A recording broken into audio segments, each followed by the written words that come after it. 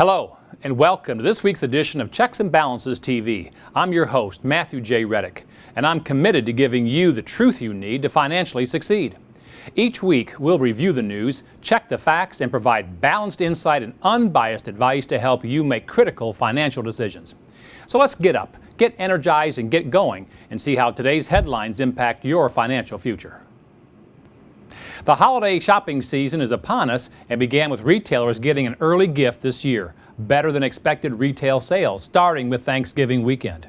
Retail sales saw close to a 6% increase in holiday sales compared to the same time last year. However, internet retailers had the most to be thankful for last month. Online sales on Black Friday were up 9% from last year and up 28% on Thanksgiving Day.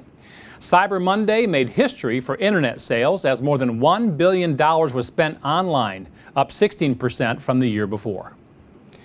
President Obama recently proposed a 2-year salary freeze for all federal civilian employees, which would affect about 2 million workers in 2011 and 2012.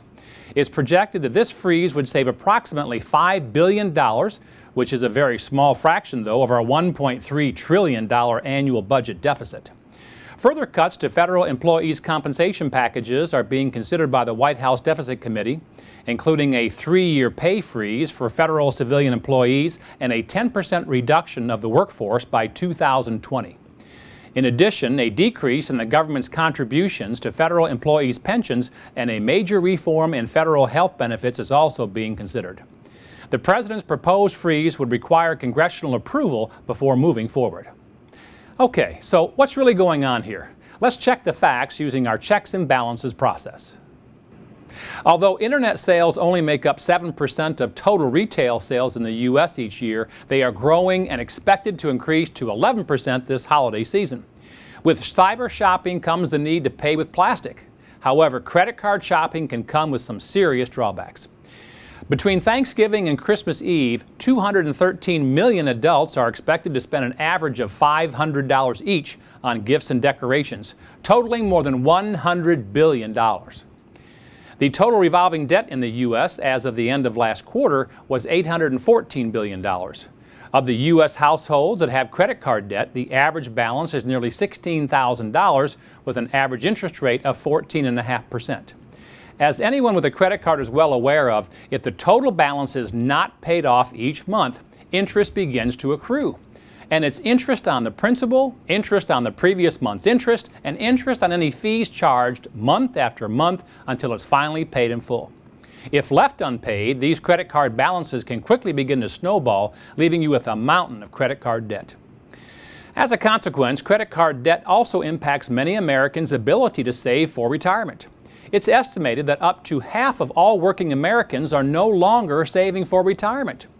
Some credit counseling agencies say an alarming number of people are so overwhelmed with debt that they've stopped funding their retirement accounts altogether. Credit card debt is also hurting the retired population now more than ever. A rising number of people over the age of 65 are going bankrupt, and more than 66% of elderly people who filed for bankruptcy blamed credit cards for their problems, according to a study conducted by the Consumer Bankruptcy Project. This same survey also found that more than half of these retirees say Social Security is their single most important source of retirement income. And unfortunately, many had counted on the equity of their homes or their investments to carry them through their retirement years. However, many retirees have seen their anticipated income stream turn into a mere trickle. When announcing his proposed pay freeze, President Obama said there would have to be some very tough decisions made to cut the federal deficit in the future. The 18-member bipartisan panel proposed spending cuts that would total $3.9 trillion over the next decade. In their Moment of Truth proposal, the panel laid out the tough choices needed to wipe out the deficit by 2035 and to stabilize the federal debt.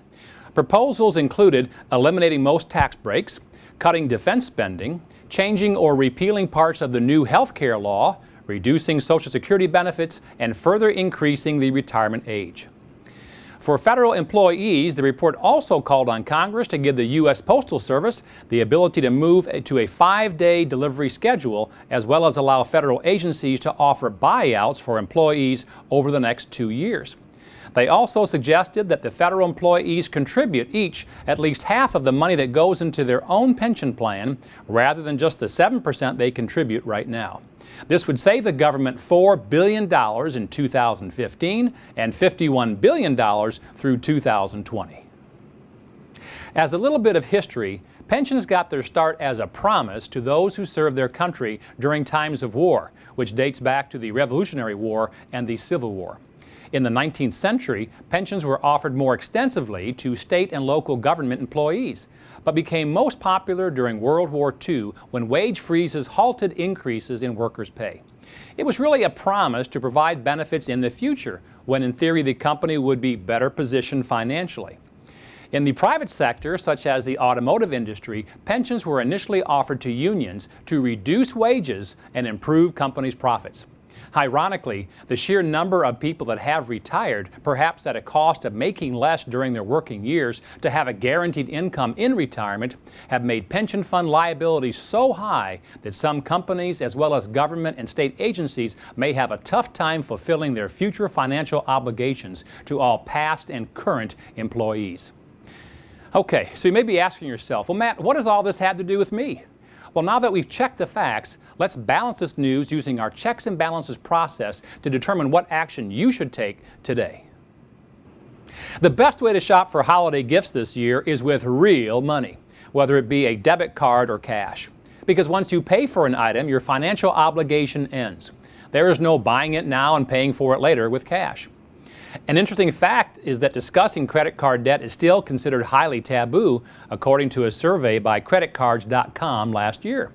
The topics that people say they are not comfortable discussing were in order: number one, the amount of credit card debt they owe at 81%, which was more of a secret than revealing their salary at 77%. Their mortgage payment came in at 72%, health problems 62%, and their weight 50%. Isn't it interesting that more people would rather tell you how much they weigh than how much they owe? With 78 million baby boomers transitioning into retirement, we could soon have more people retired than actually working. And because of the way pensions are designed to work, this could very likely lead the U.S. into a pension crisis. With a number of private, local, state, and federal pension plans significantly underfunded, the deficit to Social Security, and the lack of adequate savings by soon-to-be retirees, the future financial security of millions of Americans could be in jeopardy. Company as well as government and state pension plans have worked well for over a century, but they may be no longer available to American workers in the future. One of the most important changes that we as hard-working Americans can do right now is to accept the fact that some government and many corporate pension plans may become a thing of the past. We must all become more self-reliant and plan for, save consistently, and invest wisely so that we can truly depend on a comfortable and secure retirement. Okay, so what's the bottom line here? Continually paying the minimum amount owed each month on your credit cards is no way to live and be free of financial stress. By always paying for yesterday's purchases, you will never be able to save for tomorrow's retirement. Rather than paying the creditor first, you should really be paying yourself first. Change your buying habits and mindset from buy now and pay later to save now and be financially secure later. The good news here is that there are effective strategies that you can implement today to secure an income stream for tomorrow. Now is the time to create an income strategy that will last a lifetime and one that you can ensure that your golden years stay golden. In this week's CBTV poll, we asked Americans an important question. What steps have you taken to secure a guaranteed income in retirement? The options were A, I'm contributing to a retirement plan. B, I will have a company or government pension. C, I will rely on my spouse for that. D, I will only have Social Security to live on. Or E, nothing so far. Well, 31% of you said that you're contributing to a retirement plan yourself, and that's great news. Be sure to keep contributing to that plan and save even more if you can. If you stop saving, start back up again. Begin with 2% of your net income, and then slowly increase to perhaps 5%, and then 10%, and hopefully as high as 15% of your net income. If you started saving late, then it's time to catch up. Do what you can now to pay off debt and save more for retirement. A little sacrifice now will go a long way come retirement time. In our On the Street segment, we travel the country to ask Americans what they think about an important financial topic or issue. For this week's segment, we asked people what income sources they had planned for retirement and how much they think they're going to need to have saved for a comfortable income in retirement. Let's take a look at what America had to say.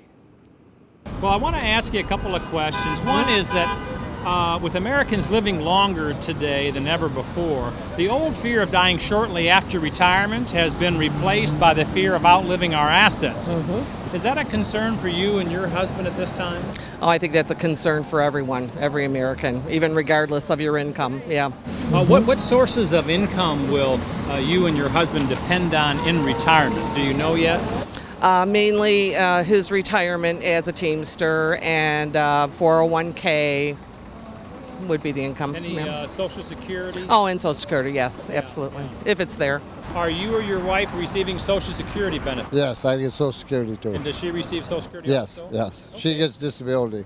Okay. Now, with Social Security, do you know what happens when one spouse dies as far as the reduction of benefits of Social Security? Right. I mean, like with her now, if I was to die, she would get nothing. Yes. Yeah. SOL. Are you still putting money away for the future or for retirement at this time? I cannot. I'm living off my retirement savings, and when that's gone, I don't know what I'm going to do. Really? So how much money every month are you dipping into your retirement nest egg? I can't tell you the exact amount, but it's such that I can't say, well, I can live forever. Yeah, yeah. I would think at the end of 7, 8, 9 years, I'll be down to zero. Well, as you can plainly see, having enough money for retirement is a moving target for many Americans. And none of us wants to be in the same position as the last gentleman I interviewed, having to look at the prospect of running out of money soon. It's critically important that you develop a concrete plan that can guarantee you won't run out of money in your retirement. And now for Matt's weekly tip, tool, or technique. When planning for a secure income in retirement, be sure to address these 4 retirement challenges. Retirement challenge number 1 is plan on inflation. The value of money can dramatically decrease over 5, 10, and especially 20-year periods. Be sure you have a plan to account for this rising cost of living. As we all know, a gallon of milk and a loaf of bread cost a lot more today than it did 10 or 20 years ago. Retirement challenge number 2 is the death of a spouse. What is your backup plan if your spouse passes away before you do? What if their pension or Social Security income goes too? Will the monthly loss of income dramatically change your quality of life? Be sure you have a contingency plan that takes this into account. Retirement challenge number 3 is longevity. People are living longer. Their money needs to last longer too. If you retire at age 65, there is a good chance that you'll live to age 80, 90, or even 100. When planning your retirement income, be sure it can go the distance. And retirement challenge number 4 is your investment strategy. When in retirement, be careful not to expose your nest egg to unnecessary risks. Be sure that a large portion of it is in safe, guaranteed accounts that can provide growth as well as a lifetime of income if needed.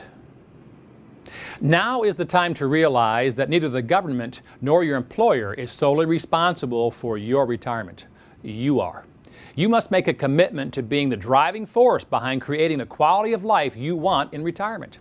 There are no government bailouts or credit card retirement plans, just hard work and dedication to ensure your retirement dreams come true. And finally, remember that only you can control your financial future. You can succeed. You just need confidence and determination. I'm Matthew J. Rettick from Checks and Balances TV. Be sure to join us next week when we'll discuss a year in review, the changes that have impacted personal finances in 2010, and how you can end the year on top. Until then, spend less, save more, believe in yourself, and make it happen.